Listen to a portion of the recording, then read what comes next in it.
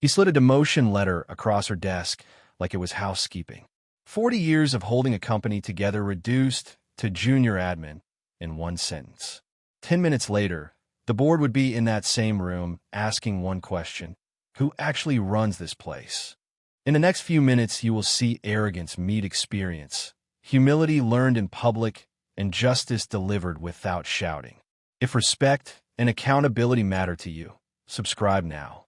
And tell me in the comments, what is your occupation? I want to know the work you do so we can honor it here. We open on a humming copier, a gold watch on a tired wrist, and a young boss who mistakes power for wisdom. Copier hummed in a low, steady tone as morning light slid across reception and picked out dust motes over a worn leather planner. Lila Grant adjusted a gold watch that had learned her pulse long ago and fanned board packets into tidy stacks, blue tabs to left, red to right, whispering reminders under her breath like a metronome that kept a building on time. "Ms. Grant," came Dylan Carr's voice from glass, Nuso shine on shoes, fresh paint smell clinging to his office. He did not look up until she stood in his doorway, hands quiet at her sides, breath even. A single sheet weighted face down on his desk. He flipped it with 2 fingers like a receipt no one would contest. "We are restructuring," he said, words practiced, smile polished. "You will be reassigned as junior admin. New desk, new supervisor." A copier warmed another sheet in hall, heat rising off paper while somewhere a coffee grinder barked, and Lila slid the letter free of its weight, eyes moving once over those tight lines, mouth without tremor. "I trained your new supervisor," she answered, tone smooth enough to set a glass back on a shelf without a clink. Beyond glass, a few heads rose over cubicle walls, then dropped as if backs remembered what paying attention can cost. Dylan spread his hands. "Fresh energy," he said, grin too wide for a room this small. "We need different velocity. Salary protection is under review, of course." And there was a soft scrape as his chair leaned like it wanted to slide away from his own voice. She returned the letter to her planner, closed it like a book whose story he had not read, and smoothed a corner that never wrinkled. "Will that be all?" she asked, not unkind. He gestured toward a calendar on his wall that had not learned yet how this office truly works. "You can show Ivy how we do things." "Coffee for board, please," he added, gaze already past her shoulder, fingers tapping a glass, paperweight shaped like a promise that weighed less than it looked. Lila turned and the planner edge brushed wood. A photo slipped free and flitted toward carpet, bright ribbon caught mid-air in a small rectangle of 1987. Her younger hand wrapped around a pair of giant shears with a founder's palm under hers, both laughing at a blue banner that said open. Dylan's eyes flicked down and then away like light-off water, face not matching the glance. She bent with care, held the image a heartbeat longer than necessary, slid it back into its frame in her mind, then stepped in a hall where a printer spat cover sheets and a brushed steel wall clock tucked its minute hand closer to 10. Board meeting light blinked to life above an elevator in a crisp amber rhyme. Board 10 o'clock, board 10 o'clock, and air shifted along the floor like weather rolling in. Lila gathered the packets with that same quiet hum, letter hidden under tabs, while a screensaver on a wall flashed the agenda she had built and Dylan's voice floated out behind her. "Remember cream? Too casual for a morning that had just changed its shape." Mugs clinked in a bright break room as steam curled from a kettle and someone's phone buzzed face down near a sugar jar. Whispers moved like current under tile. "He really did it." A junior analyst breathed to a designer who stared into his tea without tasting it. Demoted her. In her corner of reception, Lila slid the letter into a clear sleeve, flattened a crease with her thumb, set it under her worn leather planner, then propped the 1987 ribbon-cutting photo against a tape dispenser, founder's grin catching light like it was fresh. Ivy, new badge still stiff, hovered with pink cheeks and a voice that tried to be brave. "Ms. Grant, I just wanted to say, I'm sorry. I did not know they—" Lila savored the tumble with a small nod that made space for dignity. "Breathe," she said, eyes kind, hands moving. "Set Dylan's 10 a.m. prep. Board packets at 9:50. Blue tabs left, red tabs right. Print 1 extra for Arthur. Calendar room B as overflow." then walk back and drink water. Ivy exhaled like she had found a wall to lean against and hurried off, ponytail bouncing. Relief almost comic if not for the timer ticking near the elevator. CFO Arthur Kim peered over a divider with a soft shoe scrape, face open and then careful when he saw her expression. "Is it true?" he started, swallowed, tried again. "Anything you need from finance." He did not say thank you for the paychecks. She had floated with a handwritten ledger the week servers died. But his eyes remembered. HR walked past with a neutral smile glued on, thumbs working in unholy speed on her screen. A notification popped on a Slack channel someone forgot to lock. Fresh blog post pulled, legal pinged, and stilled the room faster than any gavel. In car 2 of the elevator, a project manager thumbed a text to Priya Shah, fingers shaking just enough to smudge a period. "You should see this before 10. Doors parted on floor 4 to carry rumor into cedar and glass. Lila fed the copier its last stack and watched the machine blink satisfied. A woman for design touched her arm on the way by. Not words, just a pressure that spoke full sentences. She tucked the demotion memo behind the board agenda, where only her eye would find it, straightened a crooked blue tab, then slipped the founder photo into her planner pocket, so it would be there to look at when air thinned. Printer hiccuped a low paper jam sound and recovered. Over by security, a guard with a buzz cut and a heart collapsed into his coffee brought a cream envelope in both hands like a relic. "From Mr. Hale," he said, naming the founder the way people still do after they leave, all stuck to syllables. Lila weighed the envelope. Not heavy. Slid it with a letter opener she had used to free 1,000 memos, and slid out a single card on thick stock, a neat thank you line he had mailed last year, and a new sentence pen and ink below, as if he had known she would need it, for when they forget. No instructions beyond that. No signature flourish. Just the steady hand of a man who had built something and knew its bones. She closed her eyes once, let breath go, then tucked the card into the sleeve with the memo until both edges aligned. The boardroom light over the hall pinged alive in amber. Board 10 o'clock. Board 10 o'clock. Toned soft like a warning before weather breaks. Lila lifted the stack of packets, balanced weight against her hip, and started down the corridor as phones vibrated in little waves on desk she had kept in rhythm for decades, a message sliding into her screen as she walked. "Can you join the boardroom at 9:58? And Dylan's voice floated from glass behind her. "Cream for the board, please. Too casual. Too late." As a hush fell across cubes like a curtain pulled before a play no one had rehearsed. Cedar and paper breathed from paneled walls while a projector fan ticked a tired rhythm in a room where chairs waited in a neat horseshoe. Priya Shah set her phone face up on a stack of agendas and watched a single line swell across glass.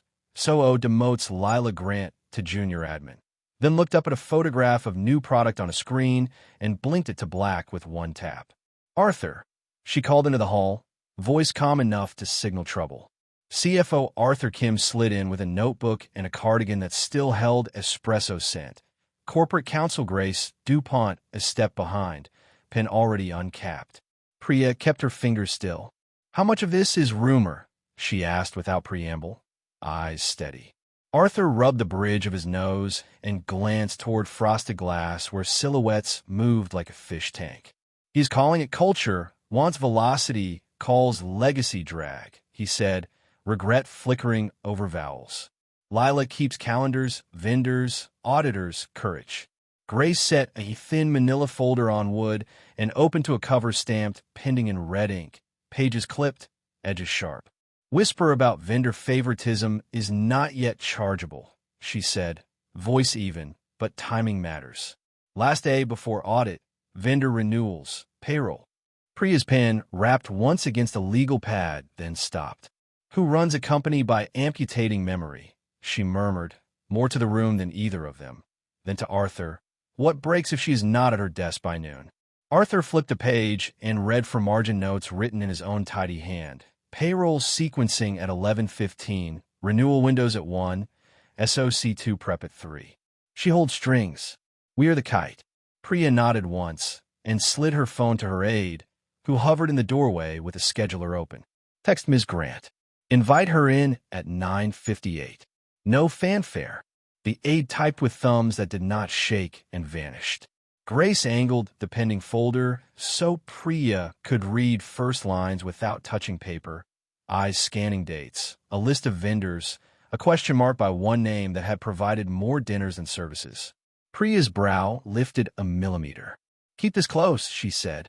"We do not swing it unless it sings."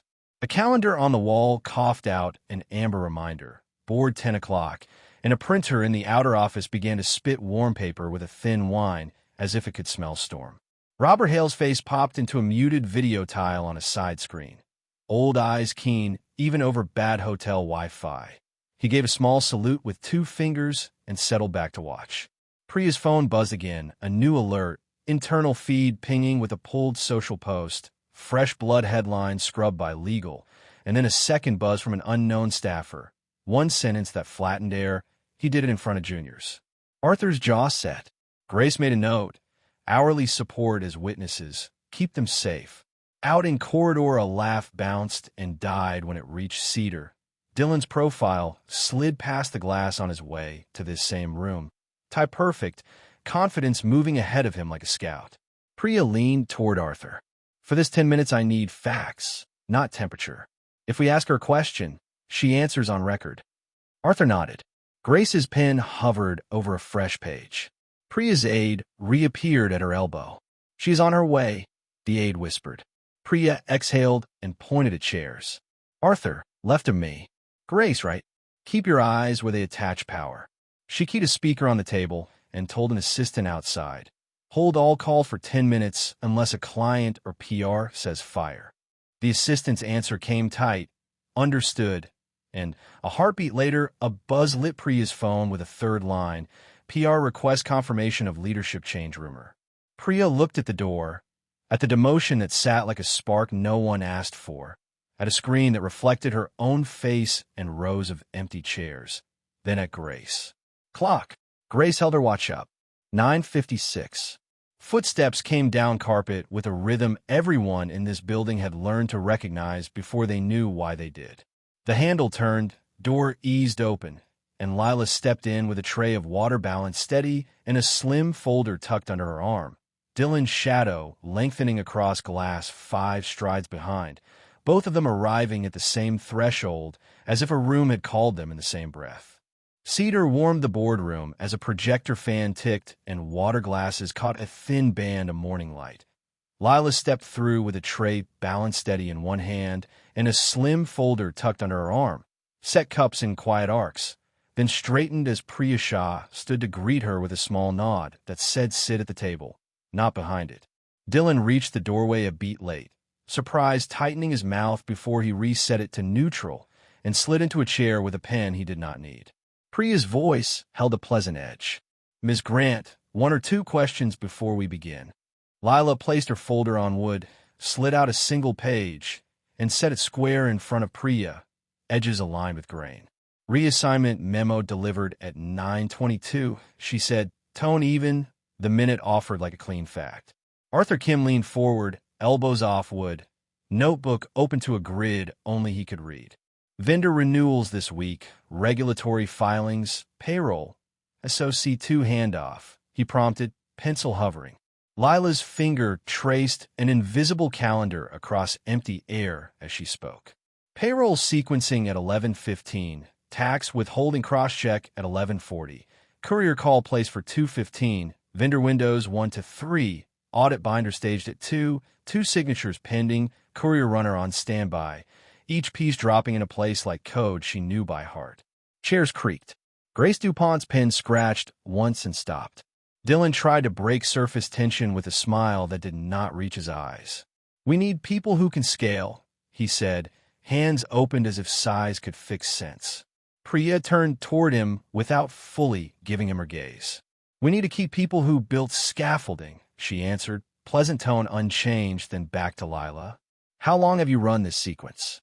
"Since 1998 in some form," Lila said, voice still water. A small square on the far monitor flickered and resolved into Robert Hale's face, old eyes clear. "She kept me from buying a server rack we did not need," he said, amusement tucked under a dry cough. "That cash bought 3 months of payroll." You demoted that judgment to a mail card. A breathless chuckle ran around the horseshoe, quick and soft, the kind that does not quite come out as sound. Priya folded the memo in half and set it to one side like a napkin placed on a table between courses. "Walk me through risk if you're not here at noon," she said. Lila's gaze flicked to a clock, then back. "We miss payroll file at 11:15. Check slip a day. We miss one renewal at 1. A vendor halts access and slows releases by 48 hours. We miss audit prep at 2. SOC2 slips a quarter." Arthur's pencil drew a single heavy line under 3 columns. Dylan leaned forward again, as if loud could outrun clear. "Culture has to shift," he said. "Legacy is drag." Grace's pen clicked quiet once. "Age bias litigation is drag," she said without looking up, "and optics of timing are poor."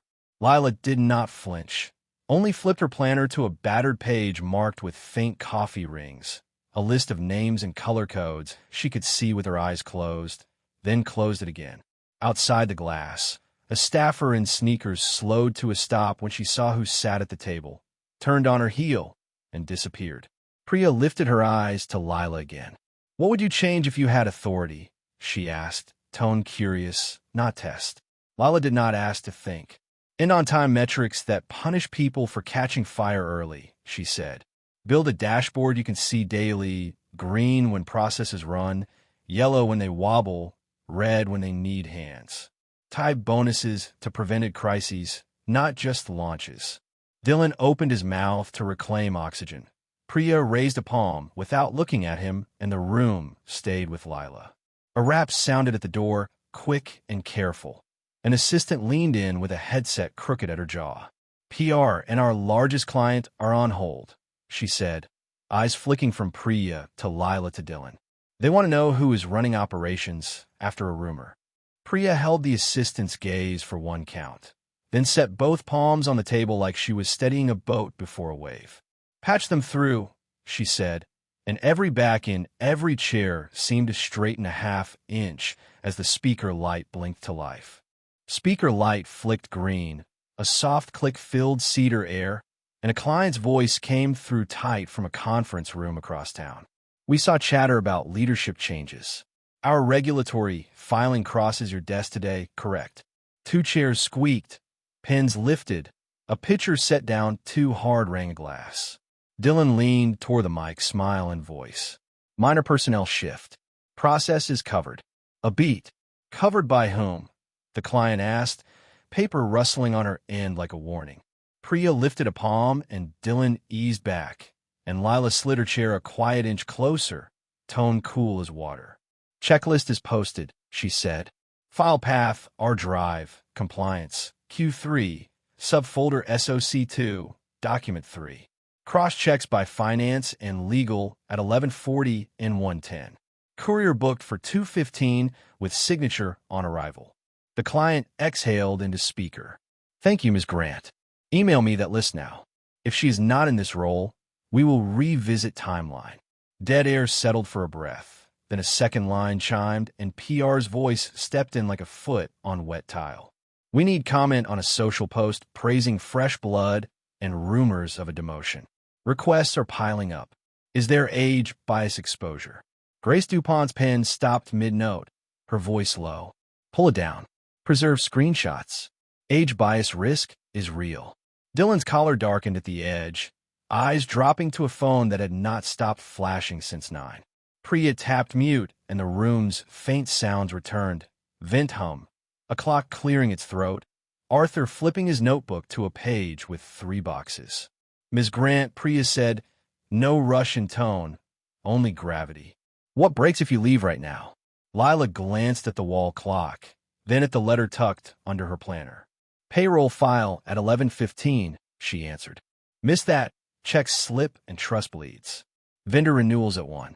Miss 1 and a service halts releases for 48 hours. SOC2 binder at 3. Miss that, and we slip a quarter." Arthur drew a line through 3 columns as she spoke, then looked up. "Vendor has a penalty clause at 12:59. Auditor slots are booked to quarter end. Payroll delay triggers worker notices." Priya nodded once, unmuted, voice steady.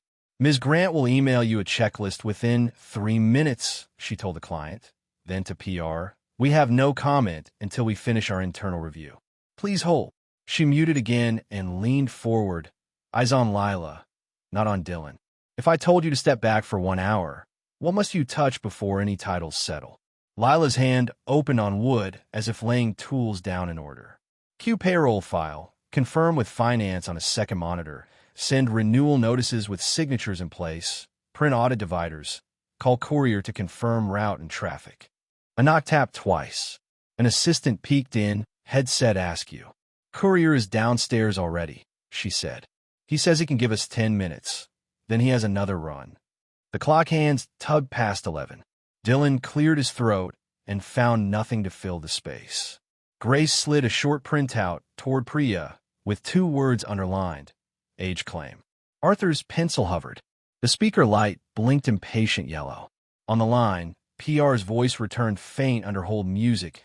Media wants to know who runs operations as of noon. Priya's finger hovered over mute, gaze moving from the demotion memo to Lila's planner to the door, where staff paused to listen. In the room, drew one shared breath while the question on the wire waited for an answer that would decide whether the next 10 minutes patched a ship or sank it. Priya tapped a fingertip once on cedar and then pulled a chair back from the horseshoe with a scrape that sounded like a line drawn. Ms. Grant, sit with us, she said, not behind. Lila paused a heartbeat as habit and humility wrestled, then took the seat, back straight, planner closed under her hand. Dylan's jaw ticked like a metronome as he watched authority shift one chair over. Arthur slid an audit slide into place on a small screen. Columns lit in cool blue. Lila's name nested beside exception handling, vendor fraud caught, schedule reprioritization, while Dylan sat next to culture deck and cost reductions that lived in slides more than in systems. Grace uncapped her pen, voice level. Note the timing, she said. Demotion issued morning of payroll, vendor renewals, audit prep. Optics read, poor judgment at best. Dylan smoothed the tie that did not need smoothing. We cannot defer to nostalgia, he said, a smile he had practiced failing to find purchase. Robert Hale let out a dry chuckle from the video tile, old eyes still sharp. Son, you cannot demote a spine and expect the body to dance, he said, and even the projector fan seemed to take a breath. Priya folded the letter in half and set it to one side like a napkin moved between courses. If you had authority, Ms. Grant, she asked, what would you change today? Lila did not ask for time. End on time metrics that punish catching a problem early, she said. Build a dashboard the board can see daily, green when processes run, yellow when they wobble, red when they need hands. Tie bonuses to prevented crises, not only ship features. Create a direct escalation channel to me and to you. Arthur's pencil tapped once with an air of relief and then began to write. Grace made a note, prevention incentives, council review. Dylan leaned forward, voice searching for volume where substance should be. We need velocity, he said. Lila turned her planner a quarter inch and looked him in the eye. Velocity that ignores potholes, cracks, axles, she replied, tone still water. A shadow darkened the doorway. Ivy stood there with a hand over a badge that had not yet softened, cheeks flushed. Miss Shah, she said, words careful. Ms. Grant trained me this morning. I cannot cover her workflow. Not yet. Not in a month. Her eyes flicked toward Lila with a mixture of awe and fear, then down to the carpet that had seen more decisions than her years. Priya nodded once, noted the honesty, looked to Arthur. If payroll misses, she said. Worker notices by morning, he answered. If renewals slip, she prompted. Vendor pauses access. Release train stalls 2 days, he said. If audit binder fails delivery, she finished. Quarter slips and SOC2 flags, he said, mouth flat. In the corner of the screen, Robert's window dipped as if he had moved closer in his chair. Priya's eyes went to the clock, then to the demotion letter blotting a small square of cedar, then back to Lila. We will consider relief for Director Carr's authority over personnel, Grace added without looking up. Dylan inhaled like a man about to defend a cliff he built 5 minutes ago. Priya lifted a palm, and the room honored it. "One more," she said to Lila. "What do you need to not fail if this changes in your favor?" Lila turned her planner again, so the band caught light. "2 more IVAs and a clean mandate," she said. "Authority to cut noise, and a pledge you back it." Priya's mouth softened at the corners, then reset. A buzz rode in under the door from the hall, PR still on hold, and a courier waited downstairs counting minutes in a lobby with a marble clock. Priya rested both hands on wood like she was steadying a table before a wave. "We will now discuss emotion," she said. Dylan's pen lifted as if for a signature he could not see yet. Priya did not look at him. "Not yet," she added, eyes going to raised hands, a gavel near her fingers, and a room that leaned forward as if the next sentence would tell everyone whether the ship would hold. Priya lifted her gavel, then set it down without striking, palms resting on cedar like she was steadying a boat before it leaves dock, and her voice carried a calm that moved people without raising volume. "Motion to rescind Ms. Grant's reassignment," she said, each word placed so it could not be misheard, and to create a director of operations role reporting to CEO with authority over process and delivery. Arthur Kim said second before anyone's pen found a margin, pencil still hovering over his notes. Grace DuPont added from counsel's seat, eyes on a short printout, include a review of internal communications for age bias risk, and capped her pen as if that made it law. Dylan's chair creaked as he leaned forward, not in his jaw working. "You cannot promote a secretary to operations," he pushed, smile strained. "She has not managed a P&L. Lila did not flinch. She turned her planner a quarter inch, so light, caught the band, and met his eyes without tilt. "I have managed every deadline that keeps your P&L," she said, tone so even it quieted the projector fan. Robert Hale's face in the small video square brightened, a chuckle caught in his throat. Priya nodded once, then looked down the horseshoe. "All in favor?" she asked, and hands rose with little rustles, one after another, motion moving around with like a wave. "Opposed?" Silence that held only clock and vent. "Abstain?" "Nothing." "Motion carries." The demotion memo sat between them like a burn bridge now cool enough to step over. Priya turned to Lila, eyes soft and exact. "Will you accept?" Lila glanced past counsel to Ivy in the doorway, badge still stiff, then to Arthur, then back to Priya. "With 2 conditions," she said. "Ivy gets a real development plan with milestones and room to fail without fear. I hire 2 more Ivys by quarter, and so knowledge does not live in one set of hands." Priya's mouth eased, relief disguised as efficiency. "Done." Arthur scribbled action lines and dates. Grace nodded at the HR lead to draft language for promotions, and someone in back let out a breath they had not known they held. Dylan's phone buzzed against wood, and his eyes dragged down to a text that pulled color off his face. "We need to discuss HR exposure from your memo. Call me in 10. Screenshots exist." He swallowed and looked up, verdict sitting heavy where bravado had lived. Priya did not give him time to find new words. "Sit tight," she said without turning her head. "We are not finished." She slid the speaker off mute. "Client, PR, thank you for holding," she said into a mic that picked up only calm. "You asked who runs operations. Director Grant does." Applause tried and failed to enter a room where work still waited. A courier down in the lobby checked his watch and shifted weight from one boot to the other, headset crackling, while in Grace's folder a second page waited that no one had read aloud yet. Screenshots of a group chat labeled culture with jokes in poor taste and a timestamp that matched Dylan's smile at 9:22. Priya lifted her gavel again, eyes moving from Lila to Dylan to the door, and tapped once, not loud, enough to set paper edges quivering as she said, "Next item."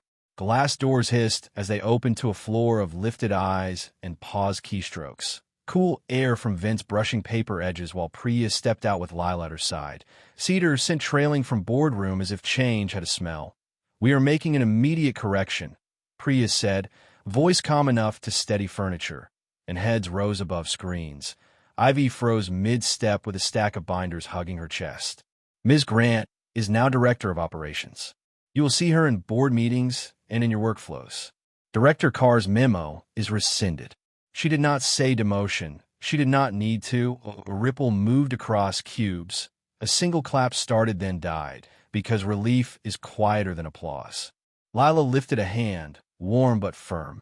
"Back to work," she said, then turned toward Ivy. "Breathe. Bring me the payroll checklist and your questions."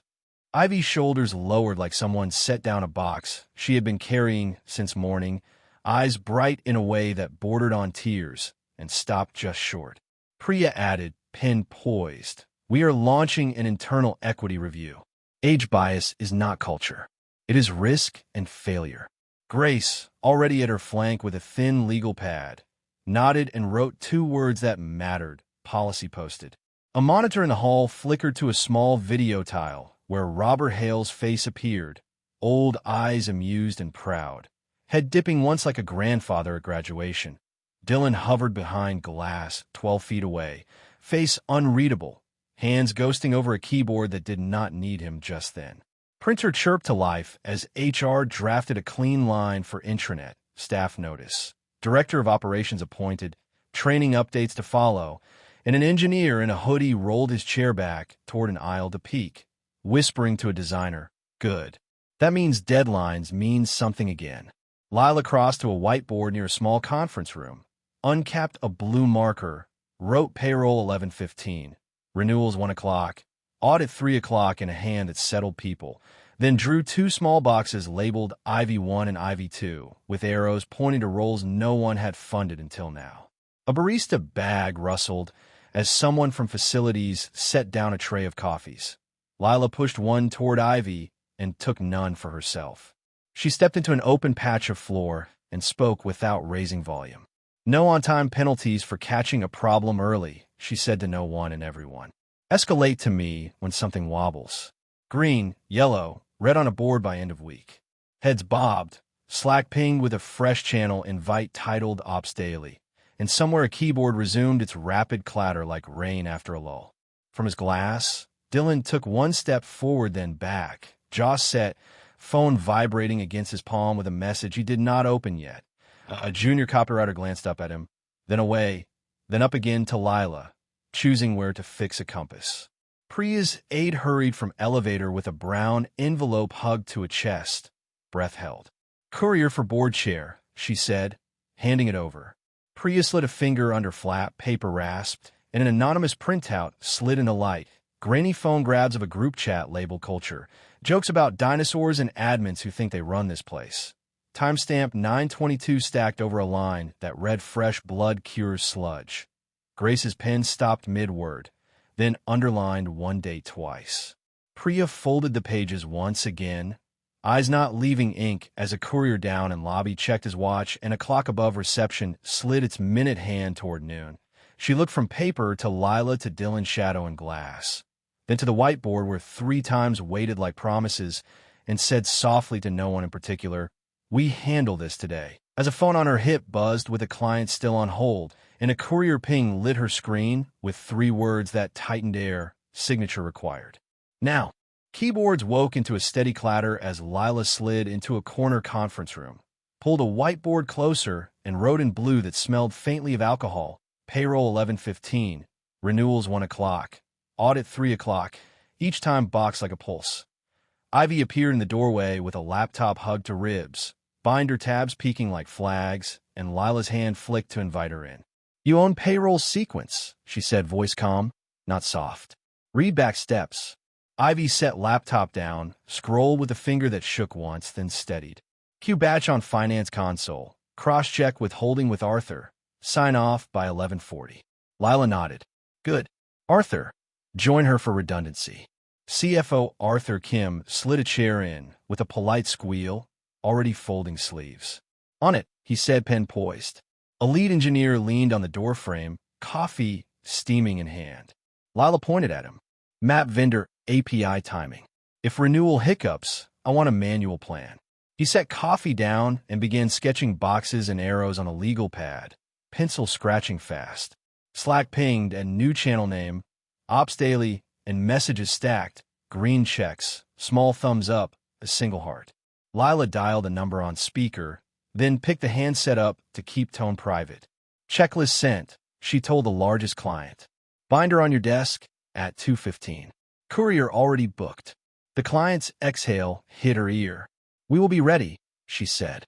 Lila hung up, drew a line under audit 3 o'clock, and circled courier, then looked up as Dylan slipped into the doorway, raw congratulations perched on a brittle smile. Congratulations, he offered, palms open. Lila met his eyes without letting heat rise. Send your culture deck to my email, she said. We will extract value and turn it into process. The rest we retire. He opened his mouth, closed it, stared at the blue boxes on whiteboard like they had rewritten a language he thought he spoke. Printer in the bullpen coughed, then settled into a purposeful spooling. HR slid a draft of staff notice under Lila's hand. Staff notice. Director of Operations appointed, training updates to follow, and Lila signed with 3 letters and a clean period. Post policy draft by 4, she said to no one and everyone. No on-time penalties for catching a problem early. Prevention recognition. Direct escalation to me and Priya. She typed into a plain doc titled Dignity of Work and kept sentences short enough to memorize, nothing that invites loopholes. Ivy cleared her throat gently. Payroll batch queued, she said, waiting on Arthur's cross-check. Arthur held up a palm without looking away from screen. 30 seconds, he said, then tapped his enter key with 2 fingers as if he could make time mind him. Cross-check clear. Lila spun her chair a quarter turn, grabbed a label maker, clicked out tabs for the audit binder, evidence, controls, findings, and handed the spool to a junior who landed at the threshold, almost breathless. Build these by section and add a contents page I can read without glasses. He nodded and ran. Phones chimed with calendar reminders that no longer inspired dread. Down the hall, an elevator dinged, and a courier in a navy jacket stepped out, clipboard and handheld scanner in one hand, helmet under his arm. He checked a wall clock, eyelids lowering as he did math. Lila kept pace. Vendor renewals, she said to the engineer, now building a flow on the pad. Test failover before 1. He drew a small box labeled cash and smiled without lifting his eyes. Already did at 9, he said. Manual plan ready. Dylan hovered 1 step inside the room, checked a phone that vibrated again, color retreating from his face. Grace DuPont rapped twice and slid a thin folder across the table toward Lila, paper whispering. Screenshots, she said. Group chat labeled culture. Jokes about dinosaurs and admins who think they run this place. Timestamp 9:22. Lila scanned the ink, felt a small heat at the base of her skull, and let it pass. We respond today, she said. In writing, she turned to HR. Draft a memo stating our values and consequences. Attach policy. Set a meeting with every manager by week's end. HR nodded, fingers already producing words from a keyboard. What about discipline? Grace asked. Review first, Lila said. Then consequences in line with policy. Consistency over spectacle. A buzz crawled across deskwood. Lila flicked her phone. Courier 205 arrived. Signature required now. She stood, slid the audit binder sheets into a clean spine, sealed a manila with crisp hands, and pressed it to the courier's chest. 215 on that desk, she said. Send me a photo of signature. Scanner chirped. Yes, ma'am. He pivoted and vanished toward the elevator with that angled speed of a man who can outrun a clock.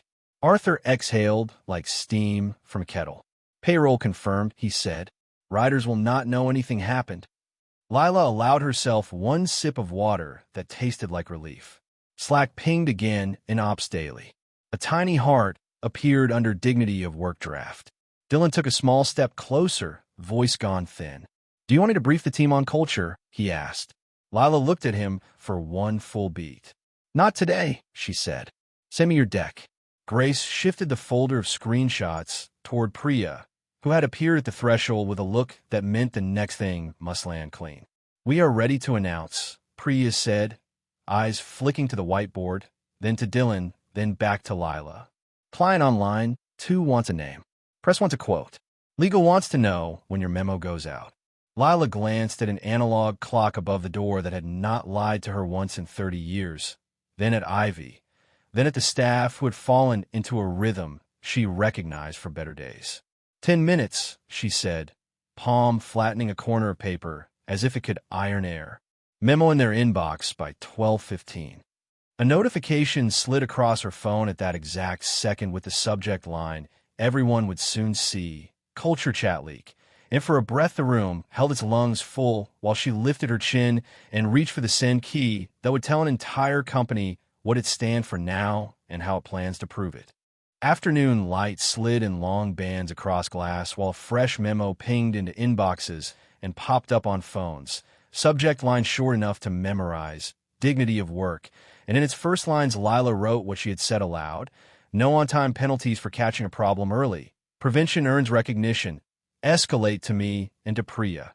Keys resumed their fast clatter. Slack ballooned with small green checks, a few quiet hearts, and an emoji that looked like relief.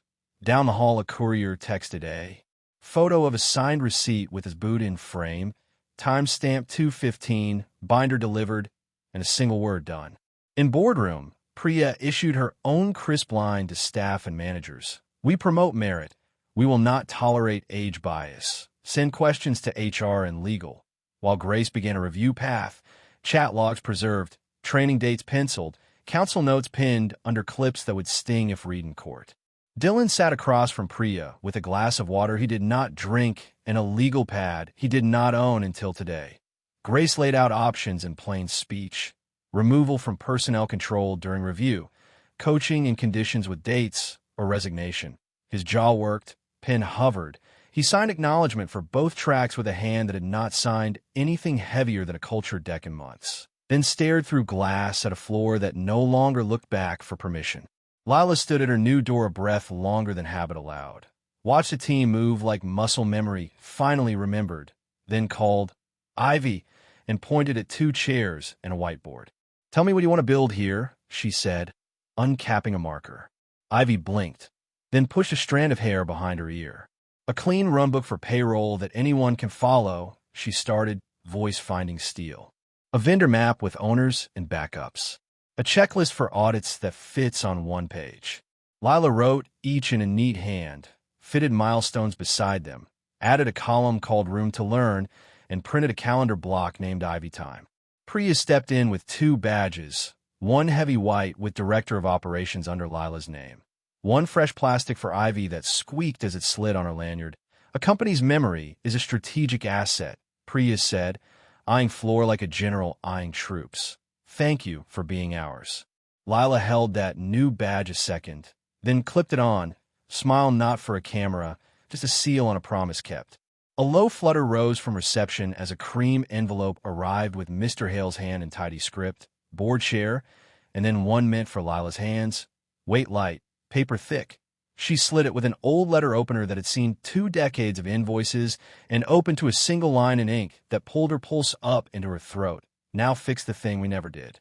Inside, a PS waited in smaller print. "Vendor kickbacks, 2009 to 2014, buried under expedite fees. Check old print contracts, begin with Meridian Graphics. Ask for box marked year end." Air around her shifted, room noise thinned. She looked up at Priya, then down at Ivy, then back to the note, and pulled a fresh legal pad, wrote 3 words at top: "Procure truth plan," and underlined once. She crossed to a cabinet that smelled like cedar and printer dust, slid a drawer, lifted a box lid labeled year end by a hand she recognized as her own from years ago, and set files on table, paper edges whispering, one invoice from Meridian sitting heavier than it should. Grace appeared at her shoulder like a second thought she had already had. "Walk me through what you see," counsel said, eyes scanning numbers that hung in neat columns and hid in plain sight. Lila traced a finger along a line that read expedite fee twice on the same date, pulled a second folder marked vendor selection out of a stack, found 3 bids with identical typos, looked out at glass as if a pattern could reflect back at her if it wanted. "We may need a small war room," she said, voice back to that low hum people had learned to anchor to. 2 analysts, an auditor, 1 engineer, no leaks. Grace nodded. "I will get you a safe space and a clean laptop," she said. In bullpen, a tiny cheer rose when payroll confirmed received. A junior messaged Ops Daily with a photo of a green check and a sticker that read stops or promises because some jokes turn into policy and sometimes policy turns back into respect. At Dylan's desk, a pale rectangle of light pooled under his hands as HR sent a calendar invite labeled discussion. And a second alert landed with a cleaned-up copy of his chat for his own reading. Lila flipped a page, made a list of questions: who signed, who approved, who delivered a box to year-end, and set times next to names with a pen that did not hesitate. Her phone buzzed once more. Unknown number, brief text. I know how Meridian invoices got through. Meet in garage at 5. No cameras, and her eyes lifted from neat ink to glass, where a floor kept moving and a board chair stood in a doorway waiting for a nod that she was on this. Her hand already reaching for a file and a coat, as evening crawled toward a parking level that smelled like oil and rain. A shadow parked in a corner with something to say about a rot that wanted light.